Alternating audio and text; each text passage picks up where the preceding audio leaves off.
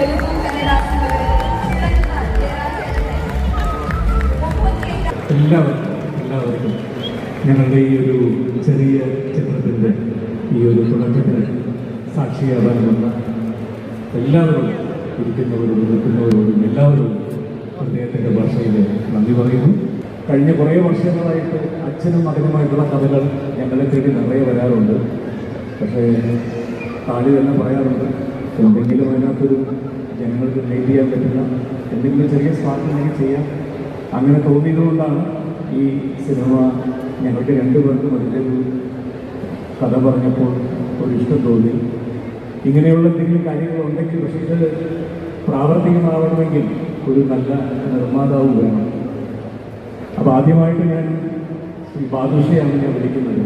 ബാദു ഇങ്ങനെ നല്ലൊരു സബ്ജക്റ്റ് പറഞ്ഞിട്ടുണ്ട്, ചൂട് പറഞ്ഞു. അങ്ങനെ പറഞ്ഞപ്പോൾ ബാദു പറഞ്ഞു, ഞാൻ ഒരു കാര്യം ചെയ്യാൻ ഞാൻ കൃഷ്ണമൂർത്തി സാറിൻ്റെ അടുത്ത് പറഞ്ഞു നോക്കാം എന്ന് പറയുന്നു. അങ്ങനെ ആദ്യമായിട്ട് ബാദുവാണ് കൃഷ്ണമൂർത്തി സാറിനോട് പറയുന്നത്.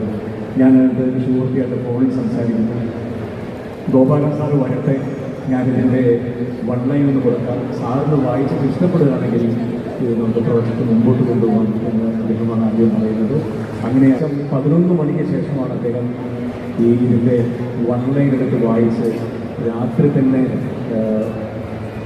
എന്നെ ഫോണിൽ കണക്ട് ചെയ്ത്, കൃഷ്ണമൂർത്തി എന്നെ ഫോണിൽ കണക്ട് ചെയ്ത് ഈ സിനിമ ഗോകുലം ചെയ്യുന്നു എന്ന് പറഞ്ഞു തൊട്ടാണ് ഈ സിനിമ ഓണാവുന്നത്.